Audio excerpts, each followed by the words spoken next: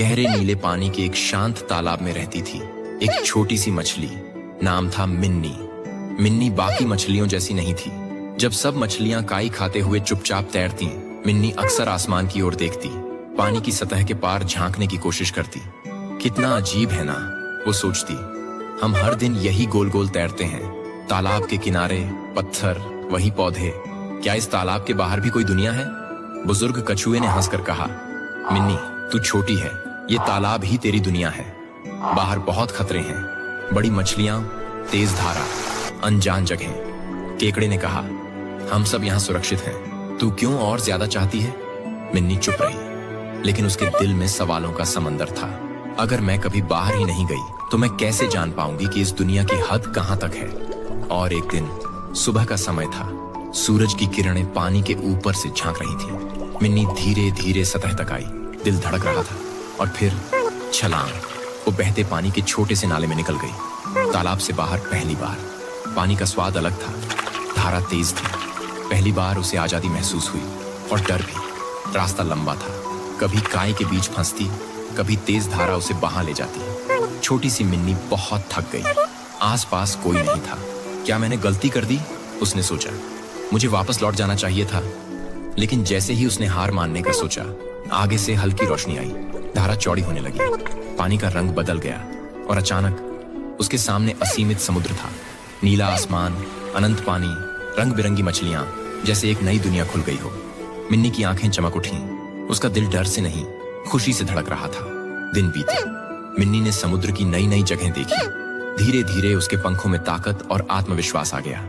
और फिर एक दिन वो वापस लौटी अपने तालाब में। वही तालाब, वही किनारे, वही पुराने चेहरे। लेकिन मिन्नी अब वही नहीं थी। क्या सच में बाहर कुछ है? कछुए ने पूछा। मिन्नी मुस्कुराई। हाँ, एक पूरी दुनिया है। डर असली नहीं, सिर्फ हमारी सोच है। हम जितना सोचते हैं उससे कहीं ज्यादा कर सकते हैं। तालाब की मछलियां पहली बार सतह की ओर देखने लगीं। कईयों के दिल में नए सपने जाग गए। हम सब कभी ना कभी उस मिन्नी जैसे होते हैं। हमारी दुनिया हमें सुरक्षित लगती है, पर वही हमें सीमित भी करती है। डर हमेशा रहेगा, पर उड़ान उसी को मिलती है जो डर के पार जाने की हिम्मत रखता है। और जो लौटता है वो सिर्फ अपने लिए नहीं, बल्कि दूसरों को राह दिखाने के लिए लौटता है। कभी कभी सबसे बड़ा साहस सिर्फ पहला कदम होता है, और वही पहला कदम हमें एक पूरी नई दुनिया दिखा देता है। जंगल के बीचों बीच एक बड़ा पुल था जो सबको एक किनारे से दूसरे किनारे तक ले जाता था। हर दिन छोटे बड़े सभी जानवर उसी पुल से गुजरते थे। लेकिन एक दिन भारी बारिश और तूफान से पुल टूट गया। अब सब जानवर घबराने लगे। अब तो हम नदी पार नहीं कर पाएंगे, हमारी जिंदगी यहीं अटक जाएगी। सब बड़े बड़े जानवर सोच में पड़ गए। वीर ने कहा, मेरी ताकत बहुत है, लेकिन मैं भी ये पुल अकेला नहीं बना सकता।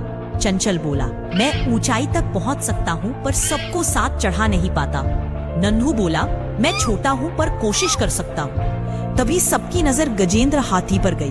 वह चुपचाप सबको देख रहा था। धीरे से बोला, शायद मैं सबसे धीमा हूं, लेकिन मेरी पीठ सबसे मजबूत है।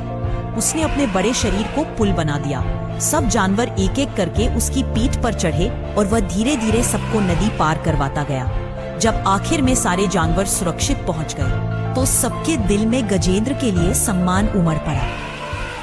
जिंदगी में कई बार रास्ते टूट जाते हैं, सपने अधूरे रह जाते हैं, हालात साथ नहीं देते, लेकिन असली इंसानियत और नेतृत्व वही है जहां कोई अपने आराम को भूलकर दूसरों के लिए पुल बन जाए।